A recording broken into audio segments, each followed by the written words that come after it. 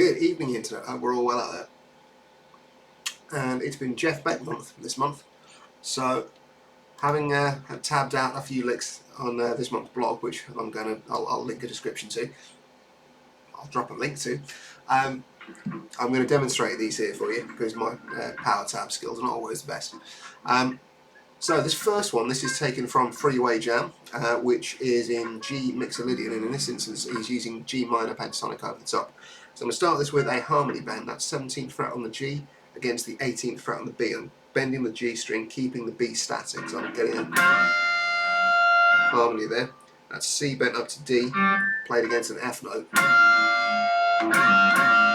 you end up with like a minor third harmony. Then, so that's bending the 15th fret G, that's a minor third. I'm going to bend this a quarter tone in between minor and major, keep that ambiguity. Then down to the root note here on the 17th fret D. So all fairly straight so far, but then we get the Jeff Beck weirdness, we get some outside chromatic passing notes. 14th fret on the D, slid down to 13th, and then grab the 13th fret on the G. That's actually giving me E, E flat, and A flat, so 6, flat 6, flat second. But you don't really have time to process these as being wrong, before we get straight back into G minor pentatonic. 15th fret to 13th fret, bend that 13th fret because that's another minor third. Root note, 15th fret on the low E string, 13th fret on the A, and then swap the fingering around because I'm going to bend. Now that's the flat 7, then up to the root note. I do it by swapping positions. I have a suspicion Jeff probably does its first finger bend, because listening to him, you probably notice him doing a few of these kind of pitch wheel bends.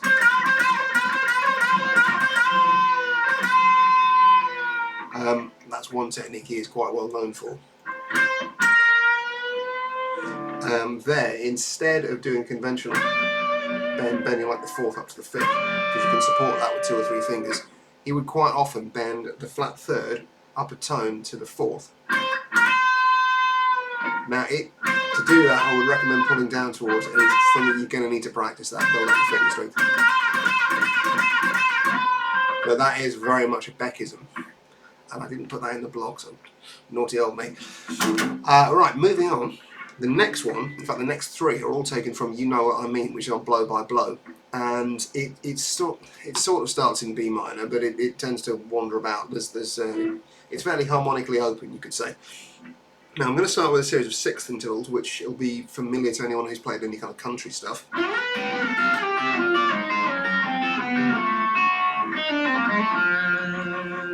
I'm starting up here, 16th fret on the G, 15th on the E. That's implying like a G triad. Move that down 2 frets, that's implying an F. I'm going to swap these around. 12th fret G, 12th fret E. That's going to imply me an E minor chord. So far we're diatonic to C major, or G Mixolydian, depending on how you would want to view it.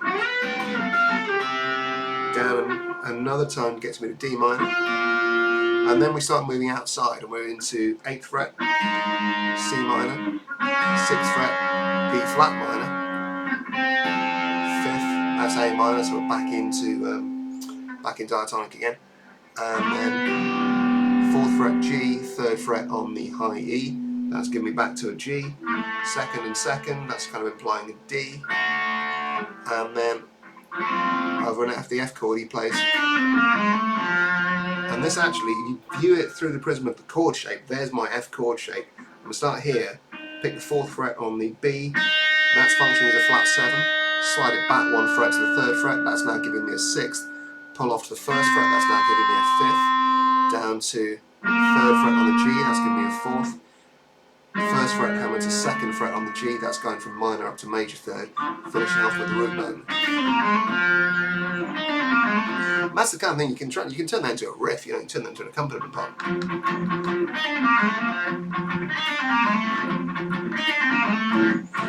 And I may yet. Moving on now, we're going to get into G minor pentatonic, and I'll play through these quite slowly because there's a lot in these, and there's a lot of conventional stuff with a slightly Jeff Beck twist in there. So it begins fairly conventional. Now the rough intake from that is, so we've got this fairly standard pentatonic shape, and then I'm going to do a bend here on the 18th fret. So this is my minor third, and I'm bending up a tone and a half, so I'm bending up to here. Now that is a D flat, and that is a flat 5. But you really only hear that as a sound effect, because he quickly follows up with just a more conventional tone bend going up to the C, before finishing off on the root note there. And then we're going down the B string, 18, 17, 15, and 17th fret G. You might recognise that as 3 magic notes plus an interloper. And then I'm going to slide from 15th fret to the G to 16th, and then 15th fret B.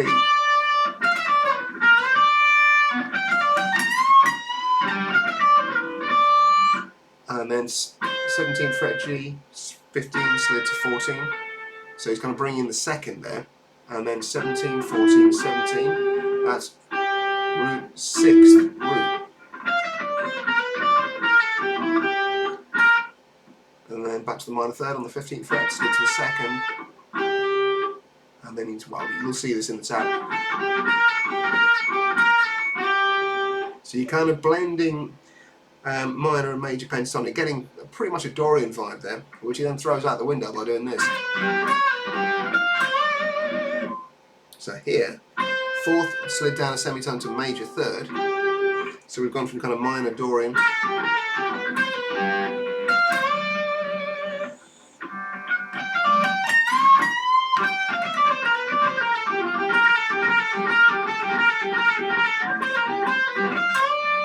and finishing off with a big soaring bend there. That's the C on the 17th fret bent up to the pitch of the D on the 19th fret G. That's 4th bent up to 5th. Right, and then we're going to finish off with this last one.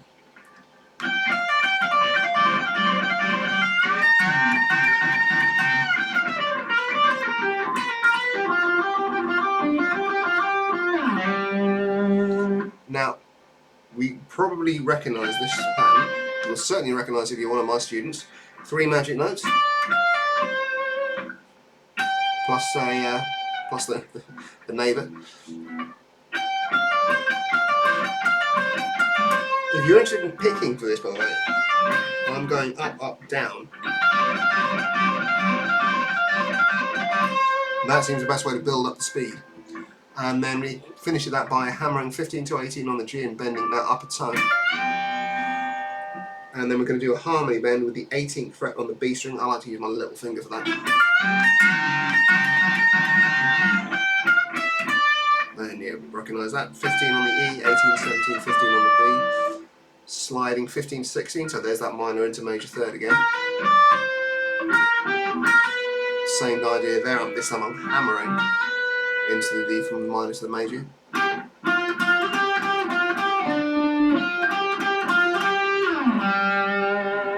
Again, you can follow the tab for that, but the other thing that I'll draw your attention to is the fact that he finishes on the root note, but he just chooses to slide back an octave to do that. So there's a few things that you can take away from this month. It's been rather enjoyable checking this out. He's somebody I probably don't know anywhere near as much about as I should, I thoroughly advise you to check him out. I'm not such a fan of like his jazz rock period. There's some songs on there that have left me a bit cold, but even though some beautiful guitar playing, do though go and check out Because We've Ended as Lovers, which is his track that I did as my first performance piece ever, back at music college, way back in a while back anyway. Because We've Ended as Lovers is hauntingly beautiful, and it was my first exposure to him, and it stays with you. So go check that out. And oh yes, and because we're on YouTube, click that like and smash that subscribe button, and do all that good stuff. You know how YouTube works. And you can of course find me on Twitter and Instagram and Facebook, all that sort of stuff. Just search JM Guitar Tuition, and yeah, see you in the next one. See you Friday for the 1 minute lick. Night night.